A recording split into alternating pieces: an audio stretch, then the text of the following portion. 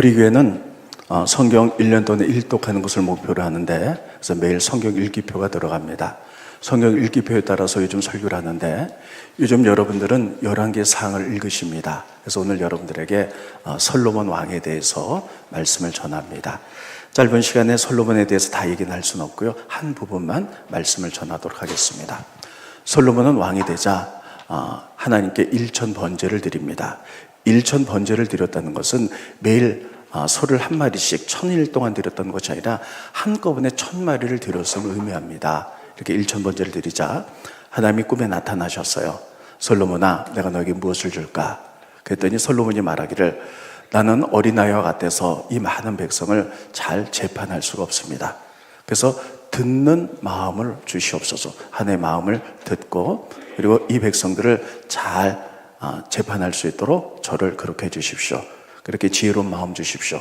그때 하나님 말씀하시기를, 너는 내 자신을 위하여 부귀도 생명도 구하지 않았기 때문에, 하나님 마음에 합한 것을 구했기 때문에 이 모든 것을 너에게 더하여 주겠다. 솔로몬이 축복을 받습니다. 그러고 나서 솔로몬은 성전을 건축하죠. 성전을 건축한 후에 하나님 놀랍게 축복합니다. 이것이 솔로몬의 왕의 전반전의 이야기입니다. 근데 사람이 배가 부르고 등이 따뜻하면 사람들은 꼭 죄성이 일어나는 것 같아요. 근데 솔로몬이 그렇게 축복을 받자 하나님의 말씀을 어깁니다. 신명기 17장에 보면 왕의 규례가 있어요. 이스라엘 민족이 왕이 되면 왕은 꼭 3가지를 지켜야 된다. 아내를 많이 두지 말아라. 그리고 2번째는 병마를 많이 두지 말아라. 3번째는 개인적인 재산을 많이 갖지 말아라. 근데 솔로몬은 이 3가지를 다 어깁니다. 그래서 주변의 국가들과 이제 여러 가지 이제 제약을 맺느라고 아내들을 주변의 나라의 공주나 이런 사람을 아내로 다 맞습니다. 그래서 비빈이 1000명이 됩니다. 그러니까 아내를 많이 뒀죠. 그래서 이제 애굽의 공주와 또 정략적인 결혼을 해가지고 애굽으로부터 많은 말들을 들여옵니다. 짧은 시간이기 때문에 성경의 PPT는 다 볼 수 없습니다. 그리고 많은 재산을 갖게 됩니다. 근데 정략 결혼을 해서 외국에서 온 여인들이 다 우상을 섬겼죠. 그래서 솔로몬에게 영향을 미쳐서 솔로몬도 우상을 섬기게 됩니다. 뿐만 아니라 그는 성전을 지면서 많은 성전인데 정말 많은 돈들이 들어가요. 그래서 백성들에게 많은 세금을 거뒀고, 그리고 백성들에게 지나친 노동을 시켰기 때문에 그들이 이제 반역을 일으키죠. 그래서 솔로몬 이후에 나라가 둘로 나뉩니다. 우리나라가 남한과 북한으로 나뉘었듯이 이스라엘 나라는 남쪽 유다, 북이스라엘로 나뉩니다. 이게 솔로몬의 일생인데, 그런데 오늘은 성전을 지은 부분에 대해서만 잠깐 말씀을 전하도록 하겠습니다. 첫째, 성전은 평화의 장소입니다. 따로 했으나 평화의 장소가 성전이에요. 그래서 사실은 그의 아버지 다윗이 성전을 짓길 원했어요. 그래서 많은 재물을 모으고 성전 짓기를 원했죠. 그래서 성전의 설계도도 만들고 여러 가지 역대기를 보면요, 여러 가지 다윗이 성전을 짓게 되면 성전의 설계도, 그 다음에 레인들의 해야 될 모든 일들 이런 것들을 다 마련했습니다. 하나님이 이렇게 말씀하십니다. 너는 무관으로서 평생에 전쟁을 많이 했기 때문에 피 흘린 자다. 그래서 내 손에서 성전을 받을 수 없다는 거예요. 그리고 너희 아들 솔로몬을 통해서 받겠다고 이렇게 얘기해요. 여러분, 이 이야기가 무엇일까요? 성전은 하나님은 평화의 하나님이고 성전은 평화가 있어야 된다는 거예요. 많은 세상의 환난과 풍파 속에서 임했던 사람들도 성전에 오면 바로 하나님 주신 평화를 누리는 이런 곳인데, 너는 피를 흘렸기 때문에 받을 수 없다, 이렇게 얘기했죠. 여러분, 그래서 솔로몬이 성전을 지을 때요, 연장을 하나도 쓰지 않았습니다. 여러분, 이게 망치나 톱이나 이런 것들은요, 혹시 사람끼리 싸우다 보면 이게 사람을 죽일 수 있는 살상 무기도 될 수 있기 때문에 그런 걸 하나도 쓰지 않고요, 그런 걸 쓸 일이 있다면 좀 멀리서 다 다듬어가지고 솔로몬 성전에서 이렇게 조립하며 이렇게 만들어냈습니다. 그것은 뭐냐면 평화의 상징이라는 거예요.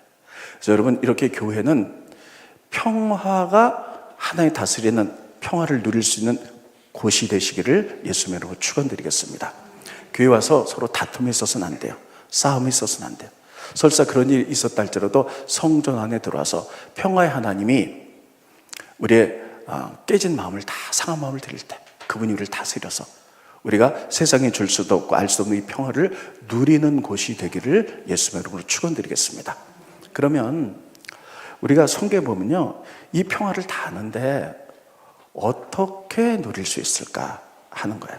평화에 대해서 좀 우리가 좀 구체적으로 알아볼 필요가 있습니다. 사도 바울은 13개의 편지를 썼는데 그 가운데 에베소서를 좀 보면요,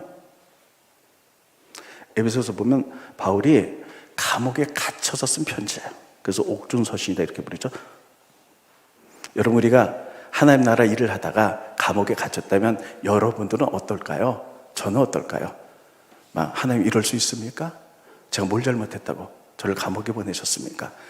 무너지고 또 힘들어하고 불평하고 원망할 수 있겠습니다. 근데 바울은 그렇잖아요. 하나님과의 친밀한 관계 속에서 그는 감옥에 있지만 이 평화를 누리고, 에베소 교인들에게도 에베소서 1장 1절로 2절을 보면 그들에게 평화의 인사를 전합니다. 스크린 보십니다. 에베소서 1장 2절에 보면 하나님 우리 아버지와 주 예수 그리스도로부터 오는 은혜, 그러니까 은혜와 평강, 은혜와 평강은 하나님과 예수님을 통해서 오는 거예요. 은혜와 평강이 너에게 있을지어다. 은혜란 말은 오늘 설명하지 않겠습니다. 평강, 평화 있을지어다 이렇게 인사를 하죠.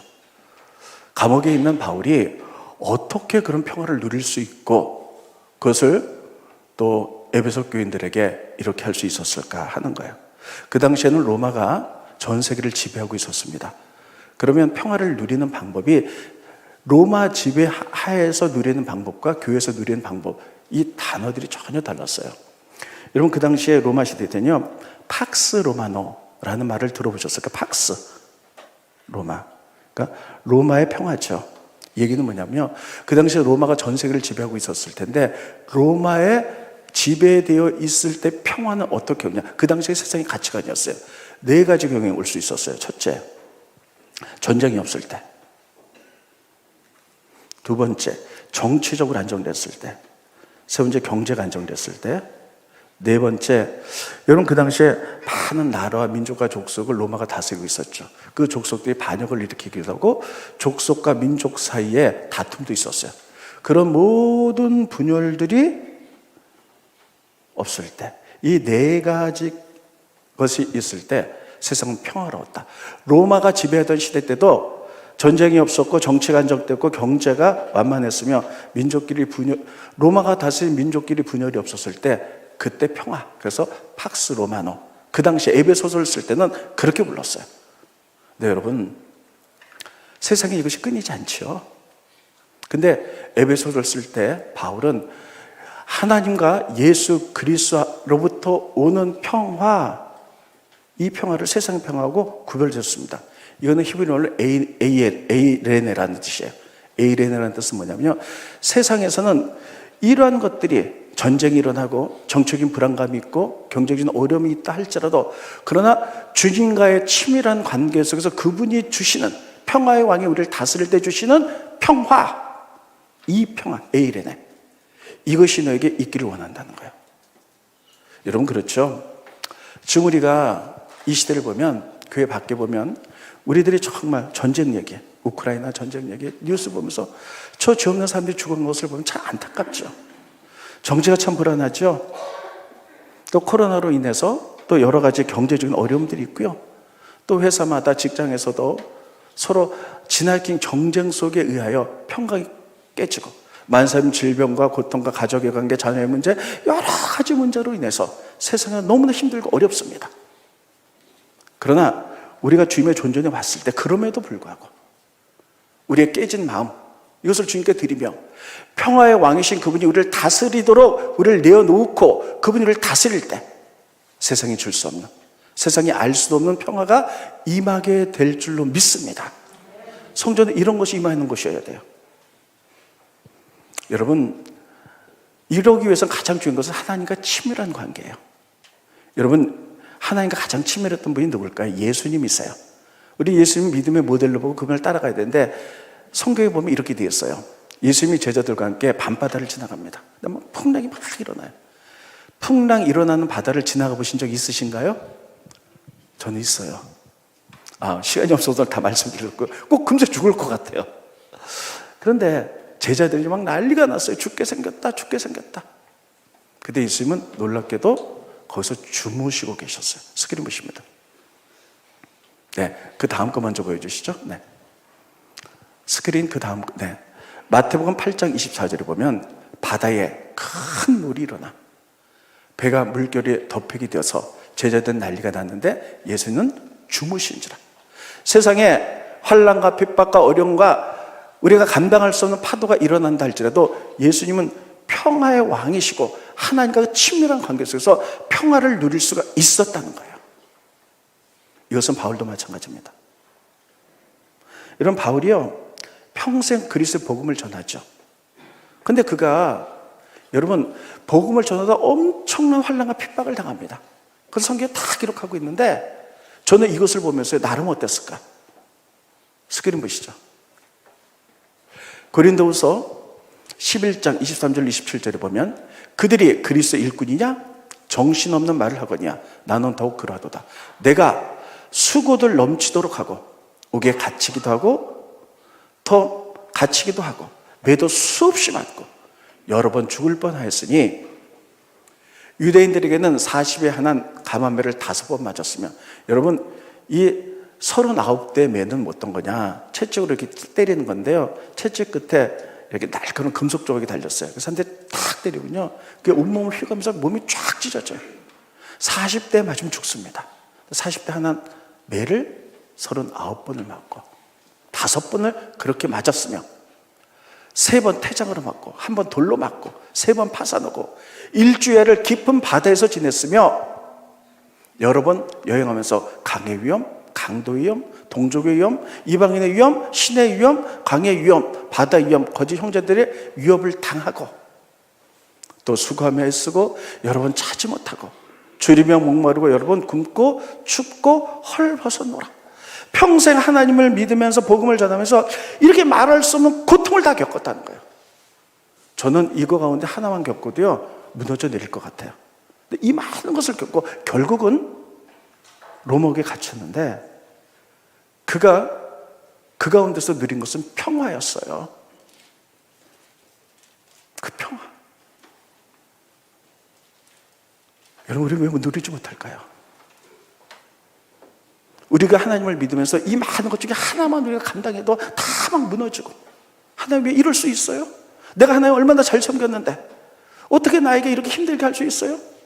충분히 이럴 수 있어요. 우리가 세상의 가치관대로 팍스 로마나 모든 것이 잘 될 때 평화를 누리는 세상의 가치관을 가졌다면 이렇게 원망할 수 있어요. 그래서 성경에서 바울이 또 예수님이 우리에게 가르쳐준 평화는 그게 아니에요. 에이레네. 그럼에도 불구하고 세상이 줄 수 없고 알 수 없는 평화를 내가 너에게 주겠다는 거예요. 스크린 보시죠. 예수님이 이렇게 말씀하셨습니다. 요한복음 14장 27절. 평안을 너에게 끼치노니 곧 나의 평안을 너에게 주노라. 내가 너에게 주는 것은 세상이 주는 것과 같지 않다는 거예요. 세상이 알 수도 없고 세상이 줄 수도 없는 평안. 그러니 너희는 마음에 근심하지 말고 두려워도 하지 말라. 많은 사람들이 고백합니다. 목사님 너무 힘들어요. 근데 교회에서 기도하면 상황은 하나도 변한 게 없는데 이상하게 마음이 편해요. 이것이 하나님과의 관계에서 나의 마음을 깨뜨려서 주님께 드릴 때 세상에 줄 수도 없고 알 수도 없는 평화의 왕이 나의 마음을 다스리기 때문에 그런 평화가 임하는 줄 믿으시기 바랍니다. 우리에겐 지금 이런 평화가 있어야 됩니다. 이런 평화가 너무나 필요해요. 그래서 바울은 이렇게 복음을 전하다가 평생 옥에 갇히고 매를 맞고 바다의 위험, 강의 위험, 도적의 위험, 많은 위험이 있었으나 그는 불평하지 않고 평화를 누리며 옥에 갇혀서도 원망하지 않고 이 평화를 에베소 교인들 너희들에도 전하길 원하는 거예요. 여러분 지금은 이러한 위로가 필요한 때요. 내 백성을 위로하라. 위로한 시대예요. 인간의 말로 어떻게 위로가 되겠어요? 지금 주님 앞에 엎드릴 때입니다. 우리의 상한 마음을 다 깨트려서 주님께 올려드릴 때 그분이 나를 다스릴 때 세상의 모든 걸 극복할 수 있는 평화를 누리게 될 줄로 믿습니다. 말씀이 나의 것이 돼서 그것을 누리는 여러분과 제가 되기를 예수님으로 축원드리겠습니다. 그래서 우리 상한마을 깨트려서 주님께 올려드리고요, 나를 다스려 주세요. 이것밖에 없어요. 그래서 평화는 성전에서 이렇게 평화의 상징이에요. 오늘은 두 가지밖에 말씀드릴 수 없습니다. 두 번째, 성전에서 가장 중요한 건 뭐냐? 하나님의 임재와 기도입니다. 오늘 본 말씀 내용은 이것입니다. 솔로몬이 성전을 다 지었어요. 그리고 성전을 짓고 복원하기 전에 솔로몬이 성전을 향해서 백성들 앞에서 두 손 들고 기도하고 축복한 장면인데, 오늘은 기도하는 장면이에요. 기도를 이렇게 합니다. 하나님, 성전을 지었는데 하나님이 우주 만물을 창조하신 그 위대하신 하나님, 크신 하나님이 이 성전 안에 절대 거할 수 없습니다. 그거 내가 압니다. 땅에, 그 모든 땅에 성전을 져도 하나님 거기 거할 수 없고요, 하늘에 져도 우리는 감당할 수 없는데 어떻게 하늘을 그렇게 가질 수 있겠습니까? 내가 하물며 이렇게 작은 성전을 졌는데 하나님이 여기에만 계신데 감당할 수 없어요. 하나님은 다 계세요, 어디나. 그런데 하나님이 이때 말씀하셨듯이 성전은 하나님의 눈과 하나님의 이름과 하나님의 마음이 계셔서 이것을 중심적으로 계속 보시는 것입니다. 그러므로 이곳에서 우리가 기도드리는 것을 들으시옵소서, 이렇게 기도를 해요. 스크린 보십니다.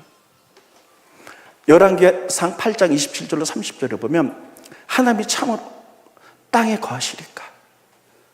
하늘과 하늘들의 하늘이라도, 옛날에는 하늘을 3층 천도 생각했어요. 큰 높은 하늘에도 주를 용납하지 못하겠구나. 하물며 내가 건축한 이 성전에만 하나님 계시다, 하늘 여기 가둘 수 있겠습니까? 아닙니다. 그러나 내 하나님 여호와여, 주의 종의 기도와 간구를 돌아보시며 이 종이 오늘 주 앞에서 부르짖는 그 모든 비는 기도를 들으시옵소서. 주께서 전에 말씀하시기를, 너무 중요합니다, 내 이름이 성전 안에 있으리라 하신 것이, 이 성전, 옛날에 성막이죠? 이 성전을 향하여 주의 눈이 주야로 이 성전을 보시며 주의 종이 이것을 향하여 비는 기도를 들으시옵소서. 여기 보면 하나님의 이름 보세요. 우리가 이 작은 성전에 하나님은 여기 계십니다 이렇게 할 수 없다는 거예요. 하나님은 하늘, 정말 하나님이 계시고 이 땅에는 우리가 있죠.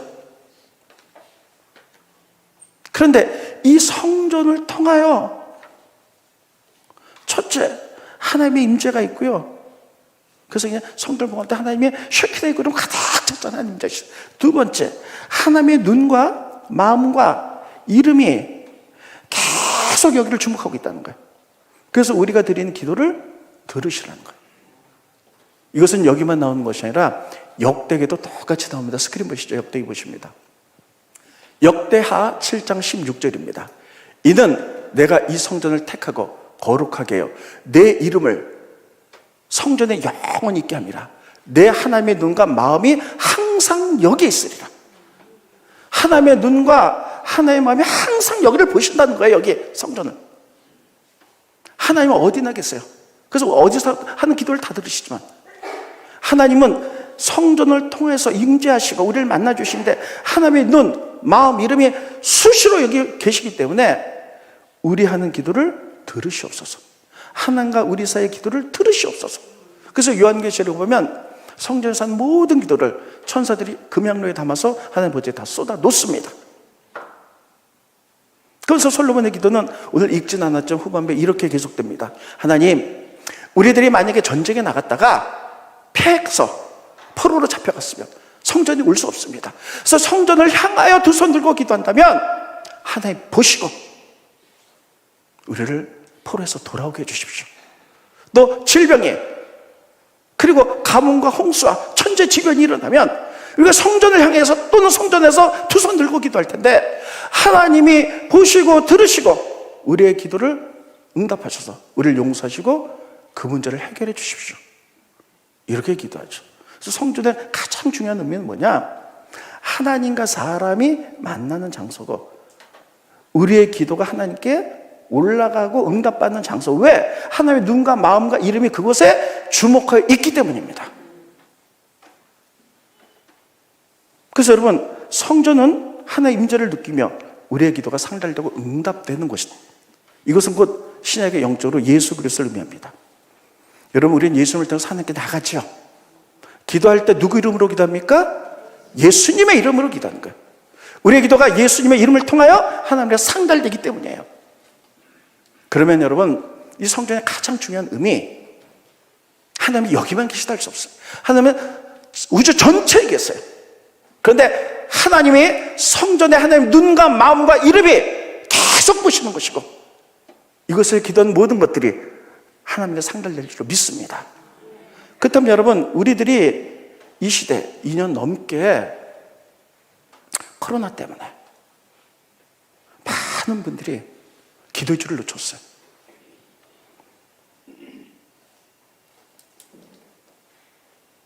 또 많은 사람들이 하나님을 잘 믿다가다 무슨 문제가 생겨요. 질병의 문제, 사업이 망해되든지 감당할 수 없는 문제가 생기면 다 무너져 내립니다. 다 무너져 내렸을 때 기도가 안 되는 거예요. 많은 분들이 이렇게 얘기합니다. 목사님, 2년 넘게 비대면 예배 드리려고 기도줄을 놓쳐서 성전에 왔는데 앉아만 있지 기도가 안 돼요.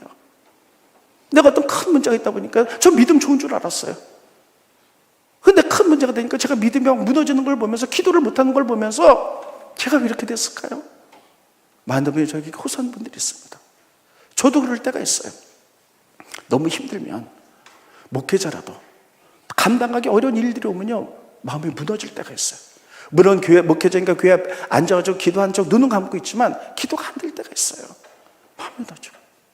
그러나 지금은 이제는 코로나가 점점 회복되기 때문에 우리가 지난주도 부활주일이었죠. 이 시대에 우리가 다시 회복을 위해서 일어날 때 기도가 이 성전을 통하여 회복돼야 될 줄로 믿습니다. 그래서 기도를 회복하자. 성전은 가장 중요한 게 기도. 그래서 예수님께서도 성전을 한마디로 딱 정의내셨어요. 내 집은 만민이 기도하는 집이다. 스크린 보십니다. 마태복음 21장 13절에 보면 그들에게 이르시되 기록된 바 내 집은 기도하는 집이라 일컬음을 받으리라 따라했습니다. 성전은 기도하는 집이다. 그래서 여러분, 이 성전에 하나님 다 어디나 계시지만 하나님의 눈이, 하나님의 마음이, 하나님의 이름이 집중적으로 보는 것이 성전인들 믿으시기 바랍니다. 이 성전에서 우리는 기도가 회복되어야 될 줄로 믿습니다. 오늘 오신 분들 가운데 기도줄을 놓친 분도 계시고요, 마음이 무너져서 기도하고 싶지만 기도가 안 되는 분들이 계세요. 저도 기도가 안 됐을 때, 너무나 힘든 일이 있을 때 안전은 있지만 안 되면 가슴 찢어지죠. 제가 그때 기억했던 것은 문둥병자였어요. 신약에 나오는. 여러분, 문둥병자 보신 적 있으신가요? 지금은 거의 없어요. 근데 저 어렸을 때 그때 문둥병자들이 많았어요. 저도 기억하는 게, 그때 문둥병자들은요, 나선 교인이 들어가서 다 그냥 얼굴에 피고 그러면 얼굴 형상도 그렇고요, 손가락이 다 없어요. 다 떨어져갖고, 손도 떨어졌고, 갈고리채 같은 거 이런 거 하고 왔고요, 집에 와서 돈 달라, 음식 달라고 그래 앉으면요, 막 피고 이런 거 벽에다 막 바르고 막 그랬었어요. 그리고 어머니가 이랬죠. 문둥병자 나오면 빨리 도망가라. 문둥병자는 애들 간 빼먹는다. 막 이래갖고요. 막 그랬었어요. 진짜로요. 이런 문둥병. 지금도 그랬는데. 이제 50년 전도 그랬는데. 지금도 2000년 전에 예수님 당시에 문둥병이 저주받은 병이에요. 그래서 저주받았다고 사람과 같이 살 수가 없어요. 산에서 동굴 파고 그들끼리 살아갔지. 사람들에게 가까이 오면요, 사람들이 돌을 쳐요. 그러니까 이들이 가족으로 다 헤어지고 모습이 저주받았다 그러고 온몸이 흉측하게 다 무너져 내고 손발이 떨어지고 피고름이 됐는데 다 무너져 내는 거죠. 근데 그들이 소문을 듣습니다. 예수께 가면 안 된다. 예수께 10명의 문둥병자가 가는데 가까이 갈 수가 없는 거예요. 사람들이 돌로 칠까 봐. 그래서 멀리 떨어져서 그래서 가슴을 치면서 외칩니다. 스크린 보시죠. 한 마을에 누가복음 17장 11절 13절을 보면 들어가시니 나병 환자 10명이 예수를 만나서 가까이 올 수도 없어 멀리서, 그들은 다 무너진 자들이에요. 멀리 서서 소리를 높여 이르되, 그들이 할 수 있는 것은 소리를 지르는 방법밖에 없어요. 예수 선생님이요, 우리를 불쌍히 여기소서거늘 그들이 했던 말, 우리에게 긍휼을 베풀어 주십시오. 저는 생각해 봅니다. 이들이 어떻게 소리를 질렀을까? 문둥병 환자가 나중에는요, 성대도 다 녹아내려요. 그럼 소리도 낼 수 없어요. 근데 죽을 힘을 다해서 우리를 불쌍히 한데 이렇게 이렇게 외쳤을 거예요. 가슴을 찢으면서.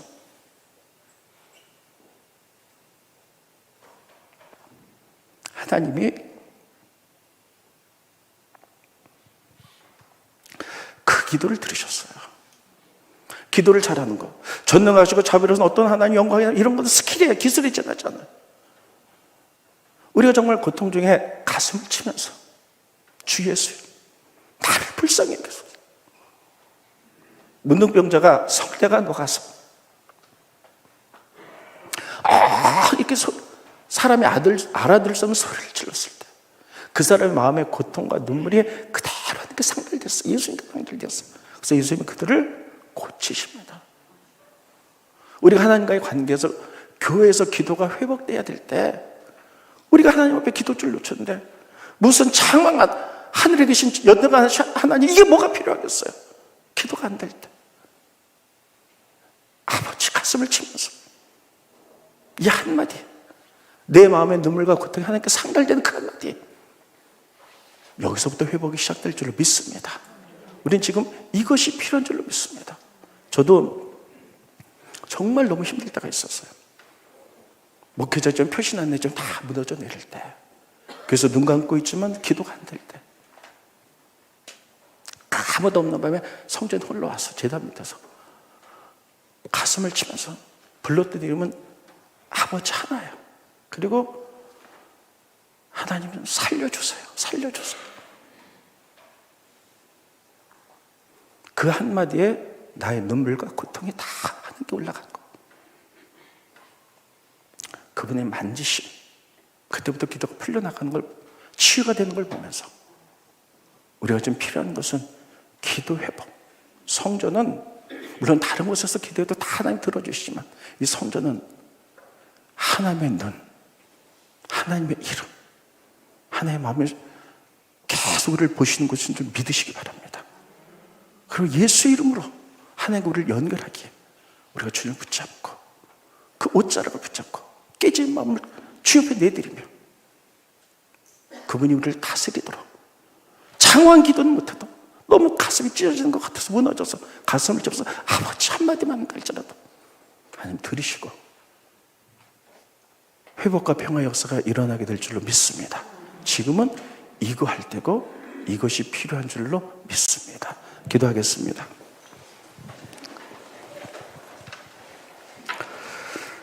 하나님 아버지, 솔로몬의 성전에 대해서 말씀을 받습니다. 우리에겐 평화가 필요합니다. 세상이 줄 수도 알 수도 없는 그 평화, 내 마음을 주님께 그 고통스러움만 올려드립니다. 받으시고 치유하시고 평화로 채워주시며, 성전에는 하나님의 눈과 이름과 하나님의 마음이 살피는 것이오니 우리가 드려진 이 한마디, 주님 우리를 불쌍히 여겨주십시오, 우리를 살려주십시오, 우리의 눈물과 고통 속에 올려드린 그 한마디를 통해서 위로하시고 세우시고 기도를 회복시키실 줄로 믿습니다. 회복하고 우리가 다시 한번 일어나 하나님 나라를 위하여 십자가 군병으로 서서 하나님 나라를 세워가는 저희들이 되어갈 수 있도록 우리를 위로하시고 세우시고 하나님 나라를 사용해 주시옵소서. 기도가 회복될 수 있도록 인도하여 주시옵소서. 예수님의 이름으로 간절히 기도하옵나이다. 아멘.